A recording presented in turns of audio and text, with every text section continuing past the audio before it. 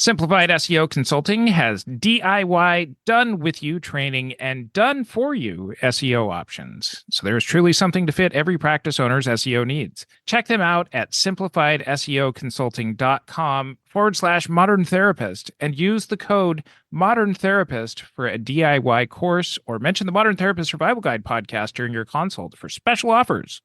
Are you looking for ways to attract and retain private pay clients? Thrizer is a payment platform for therapists built to help clients automatically tap into their out-of-network benefits and save on therapy up front.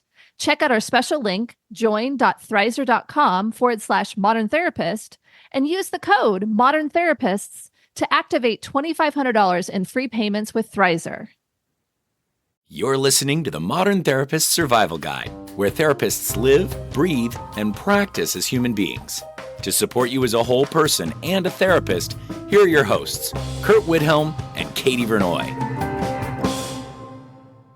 Welcome back, Modern Therapists. This is the Modern Therapist Survival Guide. I'm Curt with Katie Vernoy, and this is the podcast for therapists about the things that go on in our practices, how we show up as business owners. And this is an episode where we're diving a little bit more into some of the nuts and bolts of managing a practice and being able to kind of look at the things that I hear a lot from our community as far as they never taught us this kind of stuff in grad school, or people who are like, I should go and get an MBA so that way I know how to run a practice. And I'm always like, it's a big commitment to be able to do something that helps us to be able to run the practice. But we are joined today by Carla Titus, Fractional CFO from wealthwithin.com, and here to talk about money and looking at money and being comfortable with it and all of that kind of fun stuff. So thank you very much for joining us.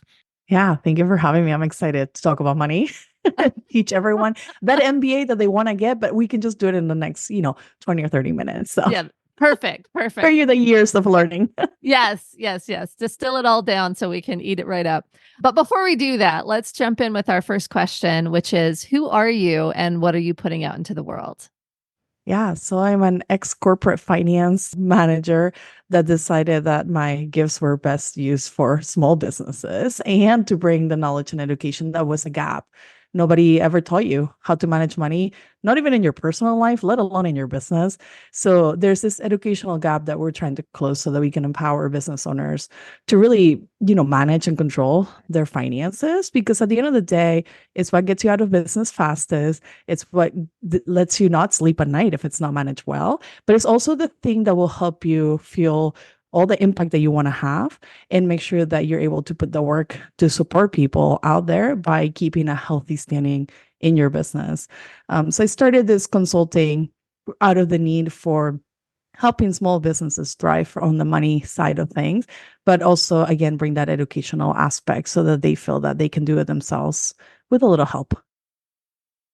So when I asked at the beginning or before we started recording how to introduce you, and you said, I'm a fractional CFO. And for our audience and anybody else who may be on the podcast who doesn't know, what is a fractional CFO? Great question. We get this a lot because a lot of people have not been introduced to the world of finance. And the way that I like to explain it is, think about your current team. You most likely have some kind of bookkeeper in your team that's handling the day-to-day transaction categorization in your accounting software. You might have an accountant that's handling your taxes for, we're coming up on tax season. So they're working really hard to get that done. And your books is what gets given to your accountant to get your taxes done. And then if you think a little bit farther from that, what are you doing to proactively financially plan your business outcomes and goals and desires? And how do you achieve those goals and stay on track? That is the function of a CFO. And in this case, fractional, because you don't need a full-time person yet in your company, but you need access to the level of leadership and expertise in order to be able to draft those goals and achieve those goals and also monitor your performance financially throughout. And, nothing is perfect in business. You're going to have obstacles. Things will go sideways. And you need someone who can partner with you to help brainstorm solutions and also get you back on track. Another question that we typically ask folks at the beginning of the episode for learning is, what do therapists get wrong? And in this situation, you're saying things are going to go wrong anyways. When we're looking at, psychotherapists, those businesses, therapists usually get wrong when managing their financial or business aspects of that business. Yeah, they think planning is hard. They don't want to do it because they're like, well, what's the point if everything's going to go wrong anyways? And what I say is, what is important is not being 100% accurate. What's important is setting the direction on what you're trying to achieve for your company, being very intentional about that, and then following through with an action plan, step 1 through 10, to get you there. Because what happens is when we don't do the work, we will not achieve any of those goals. And then we'll be frustrated and back to where we were. We haven't grown. We haven't seen profit in the business. And we're wondering why we're doing this if we're not paying ourselves a good salary. And we don't want you questioning that. We want you to have a plan that leads the way towards achieving those goals. I mean, we have a lot of therapists who've gone through so many years of education. They're really good at what they do. I think it's only fair that they get compensated well for what they do, and they also get to have that impact that they want to have. And that doesn't happen if you don't have the funds to be able to cash flow your way to having that impact and results for your clients and be able to support them, hire more therapists, and be able to kind of stay on track financially so that you can continue to be in business long term.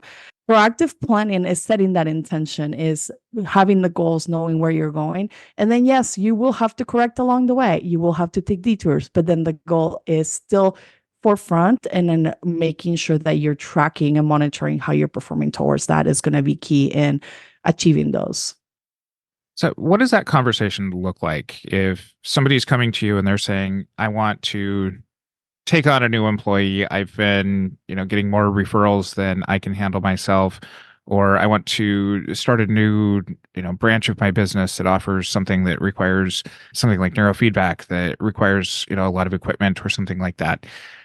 They come to you and they say, I have been super successful so far, and this is just an extension of my success. And what do you kind of help to add to that conversation to help make it to where, okay, this is a thoughtful cash flow thing rather than just kind of a reactionary, oh, maybe this isn't just as easy as bringing somebody else into the office?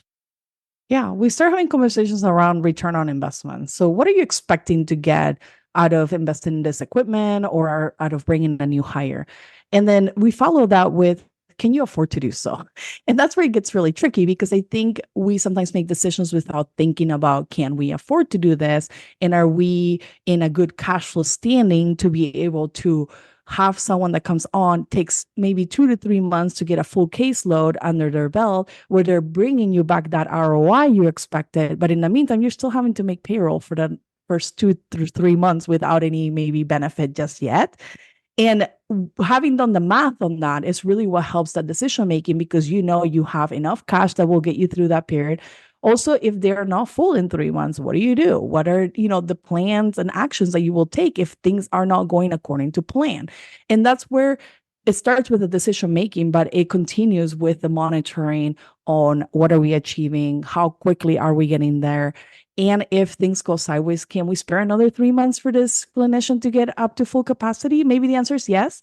Maybe the answer is no. We might need to do something different. And so we start to outline some of those risks and opportunities on what you expect the return on investment to be for this new hire, this equipment, whatever the new venture that you're trying to do.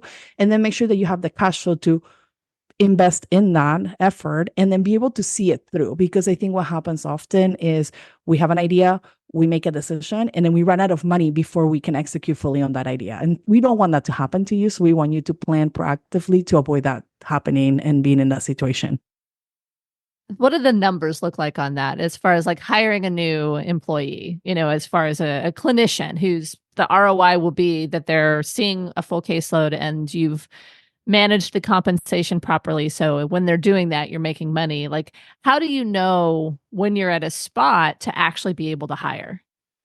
Yeah, so it comes back to your financial plan. So if you haven't sat down and looked at what are your existing expenses, what are you bringing currently into the company as far as revenue, clinical billable hours, reimbursement rates, if you're insurance, you're not going to get the full amount you bill for.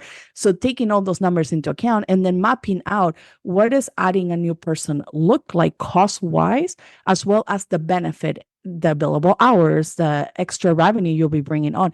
and thinking through what that could be worst case scenario and best case scenario. So that way you're not sad when, they're not bringing their full caseload up to speed right away. When you can play with numbers, you can say maybe it's a 15-hour clinical workload to start, and then they get to 25 eventually 2 months later.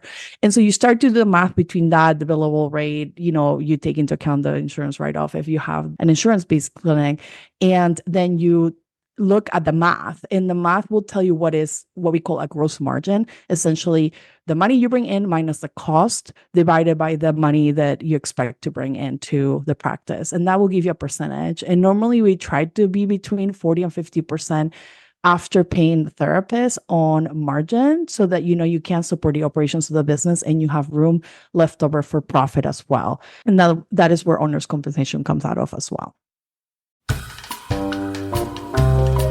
Simplified SEO Consulting's team of mental health professionals genuinely want to help you attract more of your ideal clients with a proven on-page SEO process using the strategies that are most effective for therapist websites. They know SEO is an investment, which is why it is so important to find someone who aligns with your values and understands the importance of building your private practice in a meaningful way. Simplified SEO Consulting hopes to be that team for you and your practice. The expert team would love to talk with you during a free consultation to figure out the best fit for your SEO journey. Simplified SEO Consulting has DIY, done with you training and done for you SEO options. So there's truly something to fit every practice owner's SEO needs. Be sure to ask if their innovative content network is a good fit for your website. Listeners of this podcast can get 20% off a DIY SEO course with code Modern Therapist, or mention the Modern Therapist Survival Guide podcast during your free consultation for $100 off your done-for-you SEO program onboarding this spring. Check them out at simplifiedseoconsulting.com/modern therapist.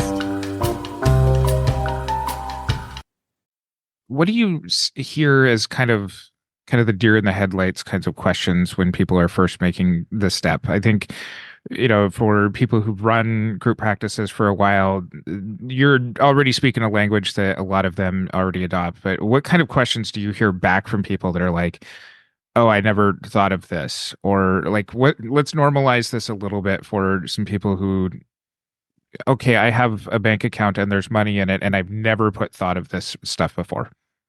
Yeah.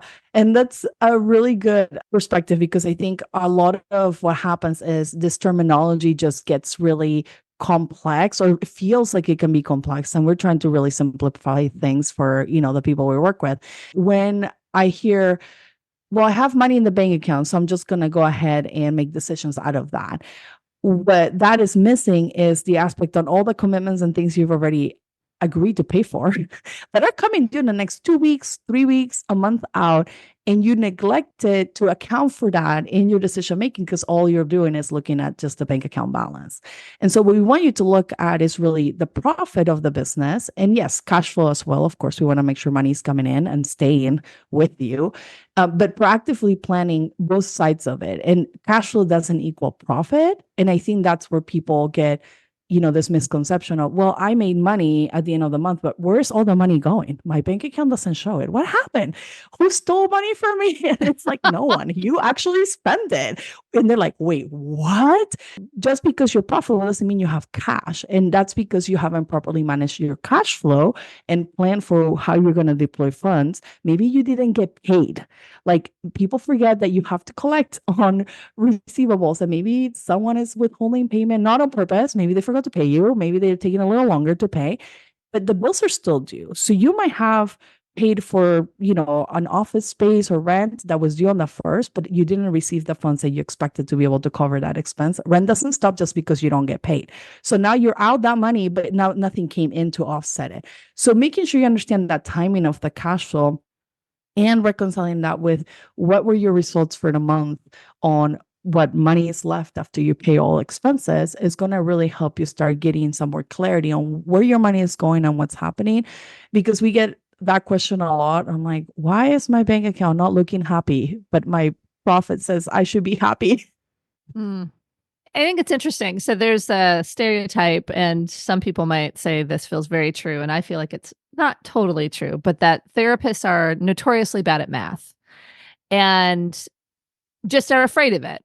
And so, to simplify this even further, it seems like there's an element of this where what you bring in and what goes out, that's simple math, right? Like, revenue minus expenses equals profit, right? Mhm. And we have other episodes where it talks about how to play around with that equation to support you in different ways.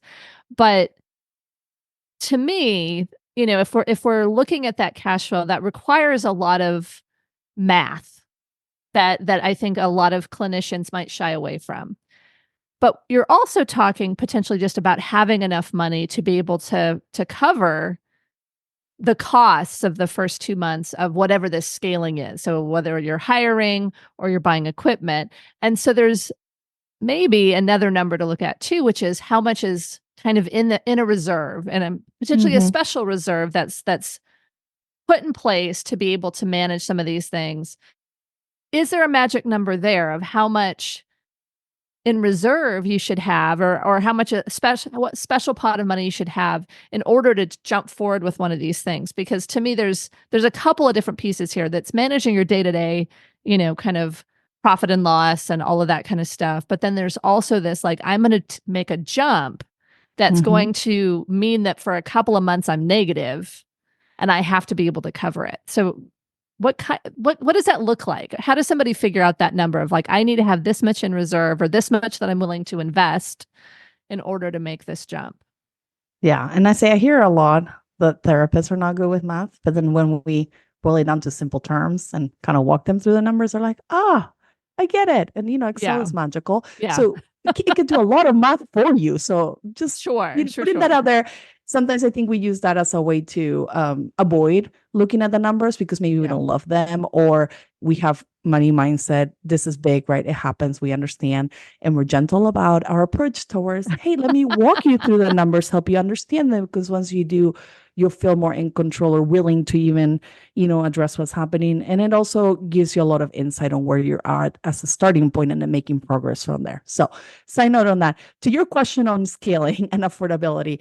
So you're right. When we're starting scaling, it's a different pot of money we want to be saving for outside of your current run rate of expenses, what you're used to spending every single month towards covering your costs of the business. Now you're going to go to the next level. It's going to be more expensive. So we want you to prepare ahead of time with 2 to 3 payroll runs for this new employee cost. So that way you're not caught off guard if things are not going well. Now, we want to make this decision before you make a hiring decision. You have this money set aside, not after the fact, because I see that a lot. They're like, oh, I hired, yay. Oops, I need to save money right now. And that might be a little too late. So you want to go back and think 2-3 months before making the hiring decision that you will intentionally set aside some money, that you'll start to put it in a separate bank account if needed, out of sight, out of mind. And then ideally, maybe you don't end up using the money at all. And then it ends up being more profit for you or more distributions as an owner.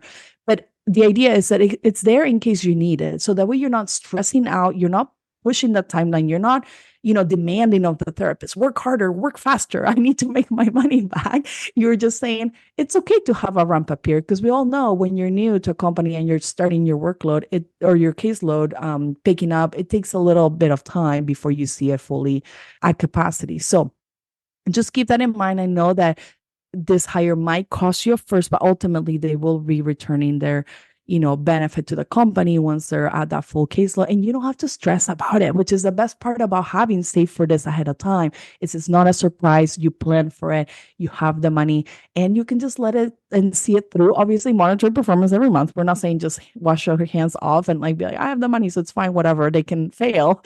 But really, keep working towards making progress on that full caseload when you bring in a new hire. And then you'll feel a lot more at ease with that ramp up period, because we've seen times where that hasn't been the case, and it's very, very stressful for both the hire and the company that employ them. I want to go back to something that you mentioned earlier that I think will loop back into what you're just saying, Kara. But you had mentioned about that 40 to 50% margin as far as profits on what people are bringing in. First, where does that 40 to 50% number come in? A lot of the clinicians that I've talked to have repeated this, but I think a lot of their reasoning for it as well. I just heard this from somebody else who runs a successful group practice. So from kind of the finance side, rather than just kind of copying and pasting what everybody else does, can you get into that a little bit? Then my follow-up question is going to be, how do you look at that margin when it comes to saving for what you just described as being part of kind of the bigger equation here? Yeah, so great question. So to clarify, the margin piece comes from benchmarking, successful businesses. And if you go look at some other bigger companies, they have, financial statements up available. They have to report them per the SEC. And you can see kind of what margins they operate at. And that we could always strive to benchmark, with big companies that are doing great work. But for a small business, what we find is that 40 to 50% is very achievable with the right mix of experience and maybe more junior clinicians or even interns. And, we can get into the weeds on like what is the right mix and all that. But at the point of the day where we want to allocate a certain salary amount that we are trying to hit, and then hire within that what we can afford to hire so that we can try to keep control of the margins. And why that 40 to 50% margin is important is because you still need to have money left over to pay for admin staff, to pay for your rent office space. You need to be able to pay utilities. You need to be able to pay any, consultants or anyone else that's helping the business. And if there's not enough room for that, then there won't be enough money left over for profit. And we're trying to hit a 10 to 20% profit at the end of the day, ideally, no less than 5%, because that's a little dangerous. And, a practice that's scaling and growing will be around 10 to 15% profitability as long as their margins are healthy at that 40 to 50% mark. So that's kind of where that comes from, because there's allocation now left over for expenses and also for clinical wages for delivering the services that you need in order to generate the revenue. So it's not just a made up number, it's a balanced approach to driving profitability percentage for the company. And so when you're encouraging people to kind of save for an investment in something like this, then it's just like, okay, we're going to adjust that 10% profitability down for 8% for a couple of months, so that way you've got it kind of stowed away in a new account. Is that kind of how you end up walking people through this?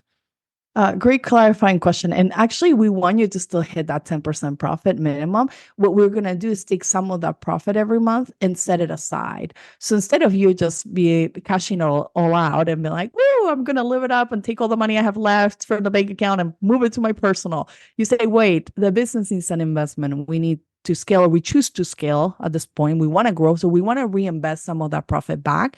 And the way that we do that is we don't just deploy right away by hiring someone. We just set it aside for a minute, give ourselves the 2-3 months to save it. Then when we have the right amount, like we mentioned, 2-3 payroll cycles essentially of the new hire, then you can go make that decision to hire with the money you set aside from profits. And, that's a decision you get to make as an owner, because you could take it as an owner's draw. You could pull the money out for your own personal benefit, but you're choosing to reinvest it back for that growth.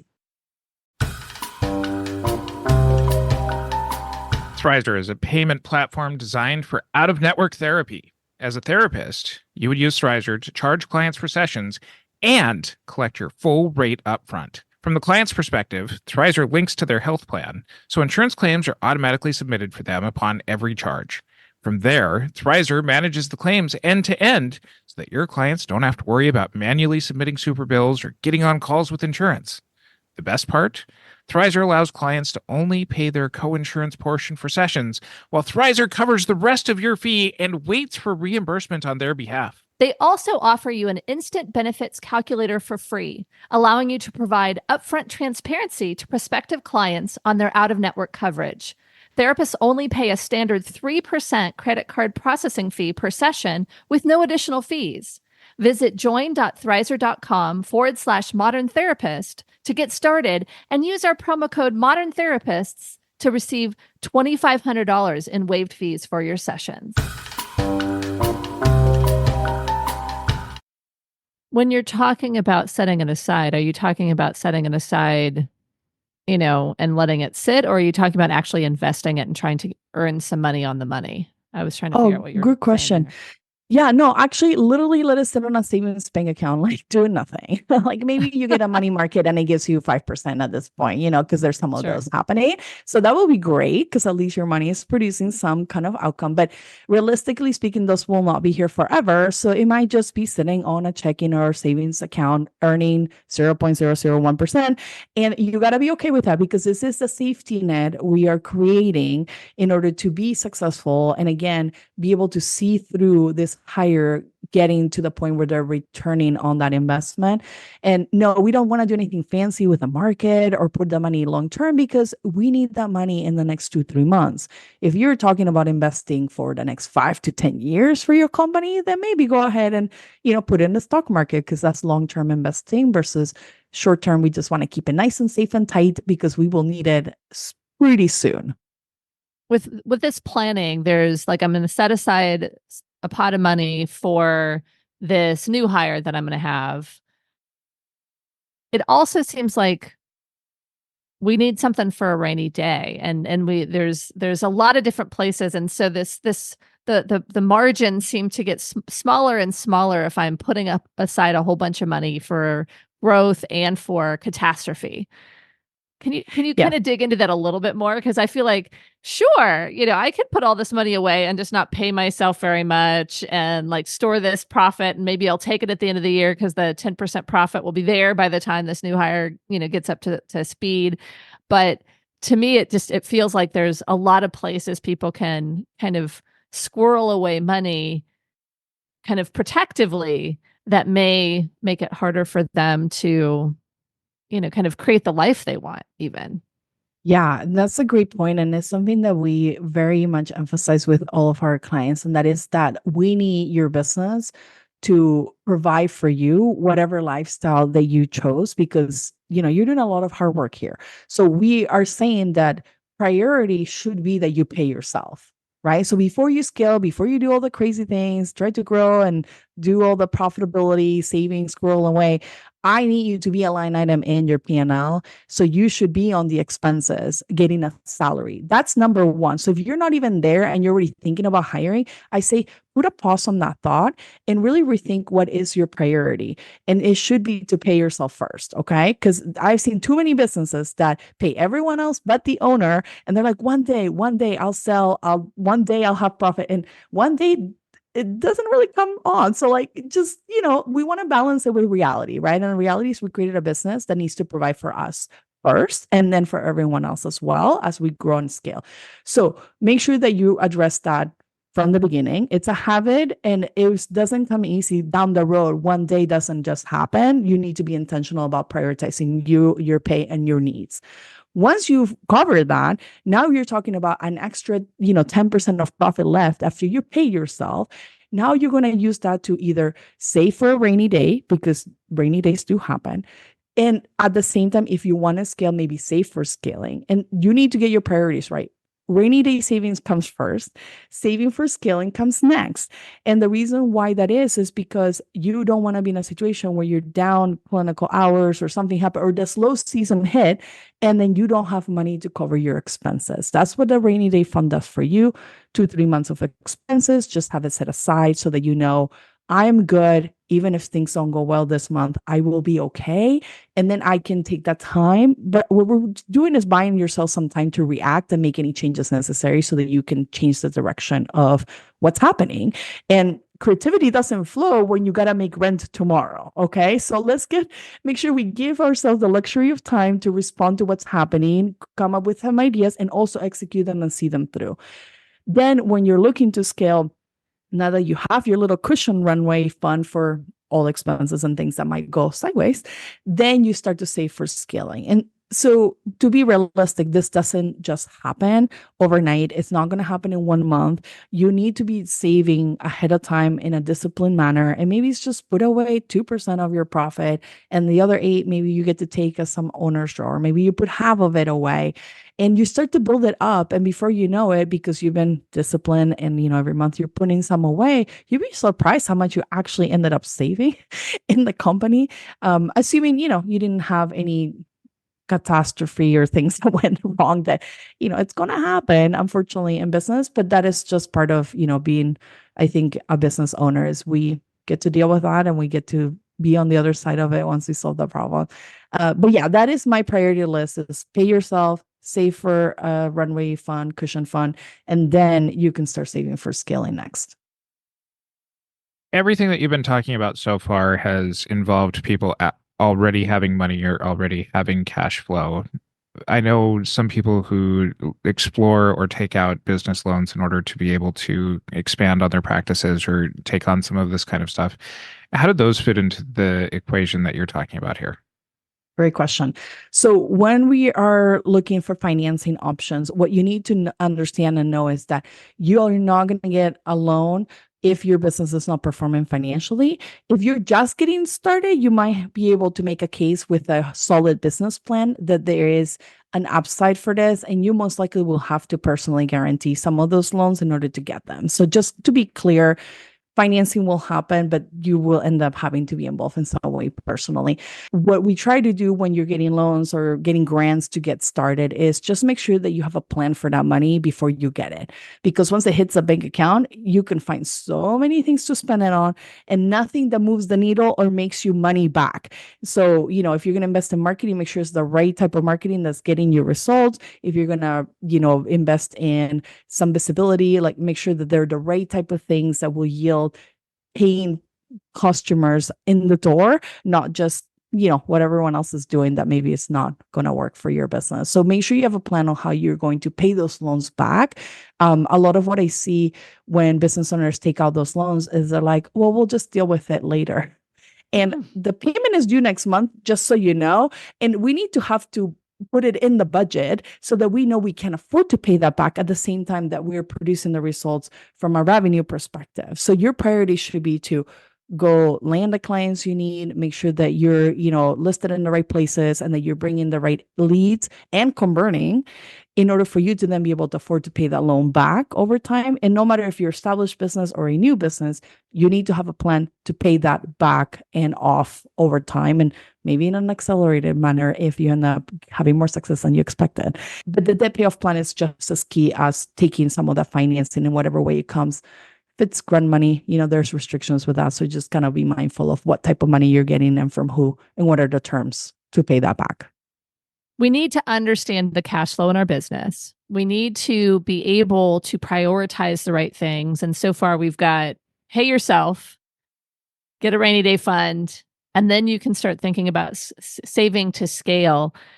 To me, there's this other thing that you started talking about that I think is really, really important. And I don't know if we can nutshell it, but I think I just want to add it on if we have a couple of minutes. We'll give it a try. We're going to try.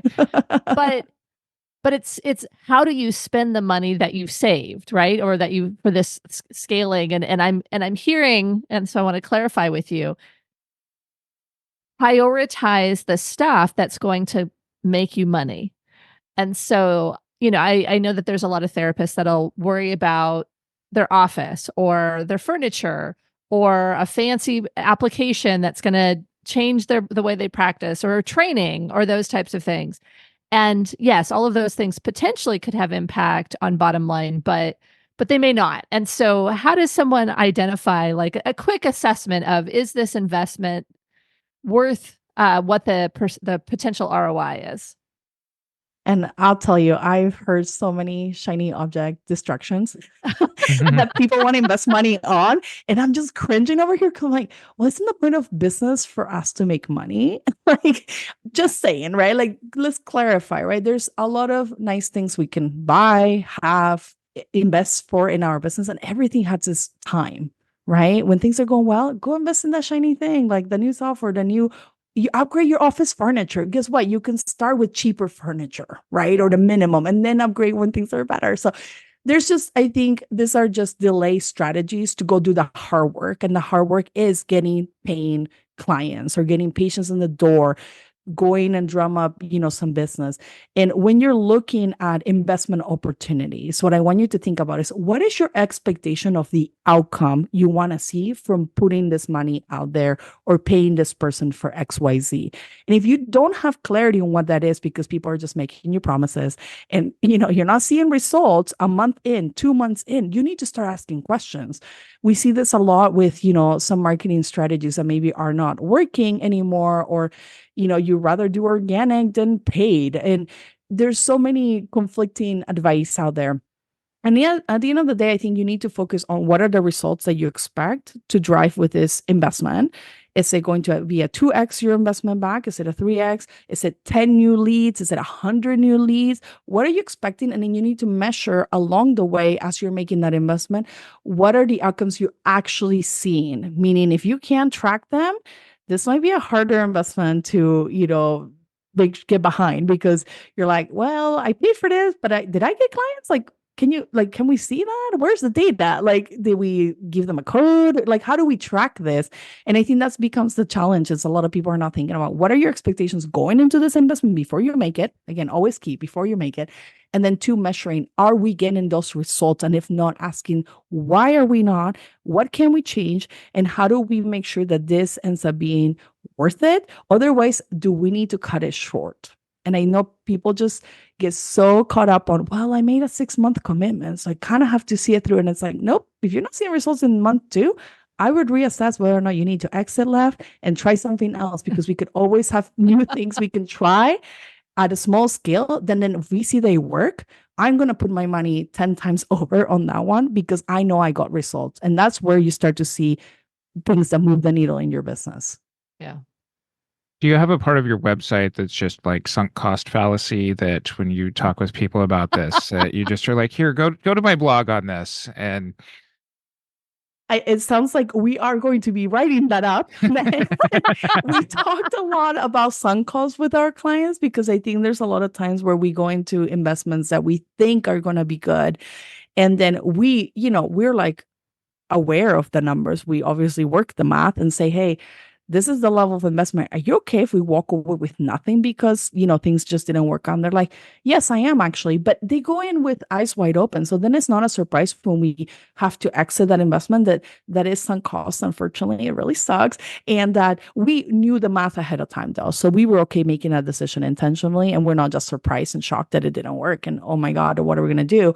And that we had the cash to also afford that sunk cost. And it is part of, doing business. I think a lot of us have experienced things that just we tried and didn't work out, and that's okay. But there's things that we try and they're amazing. So again, set that expectation up front so that you know what you're getting into. Where can people find your website and all of the other stuff that you're putting out into the world? Yeah, they're welcome to sign up for our newsletter or book a call if they're ready to hire a fractional CFO on our website, wealthworthwithin.com. We also put a lot of free educational content on social media. You can follow us on Instagram, on LinkedIn. We're very active on Facebook as well. And we just want to make sure that people get the education that they're missing. They don't have to go to school to get an MBA for it. They can just, follow us and then start implementing some of the actionable small nuggets of wisdom that we share about managing your finances and your practice, because we want you all to be successful and profitable and paying yourselves and building your own personal wealth while helping others that need your support. And we will include links to that in our show notes over at mtsgpodcast.com. Follow us on our social media. Join our Facebook group, the Modern Therapist Group, to continue on with this conversation. And until next time, I'm Curt Wilhelm with Katie Vernoy and Carla Titus.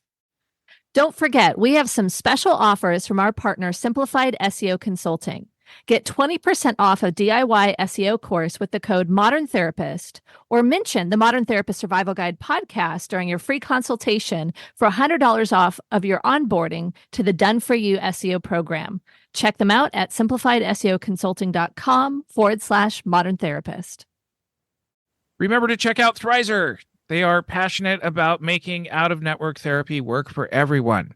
Clients save upfront on therapy while therapists earn their full rate. Get started in minutes on join.thrizer.com/modern therapist and use the promo code Modern Therapists and receive $2,500 in waived fees for your sessions. Thank you for listening to the Modern Therapist Survival Guide. Learn more about who we are and what we do at mtsgpodcast.com. You can also join us on Facebook and Twitter. And please don't forget to subscribe so you don't miss any of our episodes.